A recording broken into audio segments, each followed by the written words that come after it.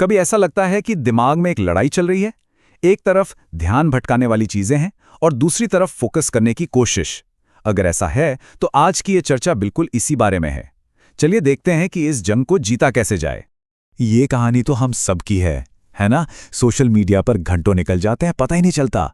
लेकिन जैसे ही किताब खोली, 15 मिनट भी पहाड़ जैसे लगते हैं। साफ दिखता है कि जिन चीज़ों में तुरंत मज़ा आता है, उन पर ध्यान लगाना कितना आसान है, और जिनमें मेहनत लगती है, उन पर कितना मुश्किल। तो सवाल ये उठता है कि भाई दिमाग के अंदर हो क्या रहा है? क्यों एक काम इतना आसान है और दूसरा इतना मुश्किल? आज हम इसी सवाल का जवाब ढूंढेंगे और इसके पीछे का जो साइंस है उसे समझने की कोशिश करेंगे। तो आज हम 4 हिस्सों में बात करेंगे। सबसे पहले हम प्रॉब्लम को समझेंगे और फिर एक एक करके कुछ बहुत ही पावरफुल सॉल्यूशंस देखेंगे। चलिए शुरू करते हैं। पहले हिस्से से हम बात करेंगे उस एक खास केमिकल की जो हमारे ध्यान भटकने की असली जड़ है। तो ये डोपामिन आखिर है क्या? आसान भाषा में कहें तो ये एक फील गुड केमिकल है, एक तरह का इनाम। जब भी कुछ मज़ेदार या नया होता है, दिमाग इसे रिलीज करता है और हमारा दिमाग ना इस इनाम के पीछे बिल्कुल एक हीट सीकिंग मिसाइल की तरह भागता है। और असली दिक्कत यहीं से शुरू होती है। सोशल मीडिया और फोन ये डोपामिन की एक दावत की तरह हैं जो कभी खत्म ही नहीं होती। हर लाइक, हर स्वाइप, हर नया वीडियो, ये सब डोपामिन का एक छोटा सा शॉट है। अब इसके सामने पढ़ाई का इनाम तो बहुत दूर की बात लगती है। तो जाहिर है दिमाग तो आसान रास्ता ही चुनेगा, है ना? तो समझने वाली बात यह है कि इसमें हमारी कोई गलती नहीं है। हमारा दिमाग खराब नहीं हुआ है, उसे तो बस हाईजैक कर लिया गया है। उसने बस अपने आप को इस हाई स्टिमुलेशन वाले माहौल के हिसाब से ढाल लिया है।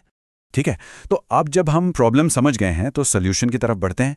सबसे पहले देखेंगे कि इस टाला मटोल की आदत से लड़ने के लिए हम फौरन क्या कर सकते हैं। ये बात बहुत गहरी है।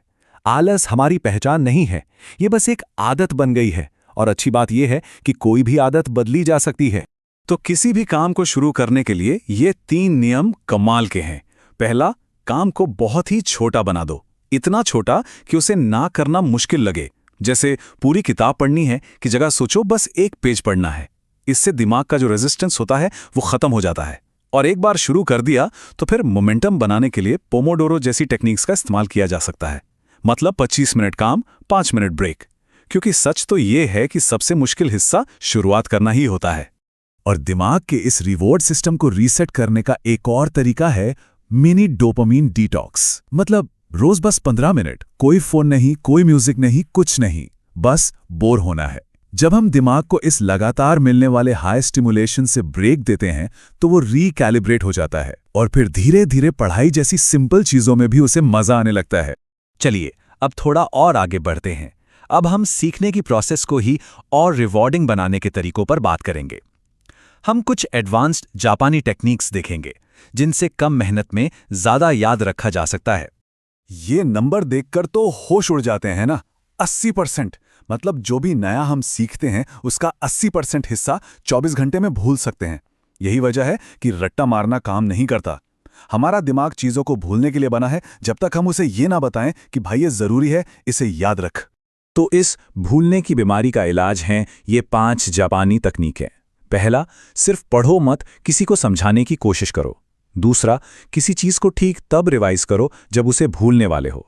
तीसरा, रोज थोड़ा थोड़ा करके पढ़ो। चौथा, पढ़ने के लिए एक फिक्स जगह बनाओ। और पांचवां, नई जानकारी को पुरानी जानकारी से जोड़कर देखो। इन तरीकों से पढ़ना एक बोरिंग काम नहीं बल्कि एक मजेदार पहेली बन जाता है। ये जो इंटरवल मास्टरी का शेड्यूल है ना, ये बहुत स्मार्ट है। पहले दिन सीखो, फिर तीसरे दिन, 7वें दिन और 21वें दिन रिवाइज करो। ऐसा करने से हम दिमाग को बार बार सिग्नल भेजते हैं कि ये इन्फॉर्मेशन इंपॉर्टेंट है, इसे भूलना नहीं है। इससे हमारी मेमोरी कनेक्शंस बहुत मजबूत हो जाते हैं। तो अब आते हैं अपने आखिरी हिस्से पर। यहाँ हम देखेंगे कि इन सभी तरीकों को अपनाने का असल फायदा क्या होता है। और ये सिर्फ अच्छे नंबर लाने के बारे में नहीं है, ये सीखने के साथ अपना रिश्ता बदलने के बारे में है। नतीजे आपके सामने हैं। देखिए, इन तरीकों से कम समय लगाकर भी कहीं बेहतर रिजल्ट्स पाए जा सकते हैं। मतलब हफ्ते के 15 घंटे से सीधे 7 घंटे पर आ गए और रिटेंशन 30% से 85% हो गया। इसी को कहते हैं वर्क स्मार्ट नॉट हार्ड। तो कुल मिलाकर बात इतनी सी है, हमें 2 चीज़ों पर काम करना है, हमारा माइंडसेट और हमारा सिस्टम। पढ़ाई को एक बोझ की तरह नहीं बल्कि एक एडवेंचर की तरह देखो। और फिर उस एडवेंचर को आसान बनाने के लिए 2 मिनट रूल, पोमोडोरो और इंटरवल मास्टरी जैसे टूल्स का इस्तेमाल करो। और आखिर में सब कुछ एक छोटे से कदम से ही शुरू होता है। बड़े बड़े गोल्स के बारे में सोचकर घबराने की जरूरत नहीं है। बस ये सोचो कि आज वो कौन सा एक छोटा सा काम है जो इस आग को हवा दे सकता है। क्या वो एक पेज पढ़ना है या सिर्फ 2 मिनट का फोकस?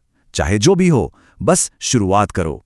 क्योंकि असली बदलाव बड़े बड़े इरादों में नहीं, बल्कि रोज किए जाने वाले छोटे छोटे कामों में छिपा होता है।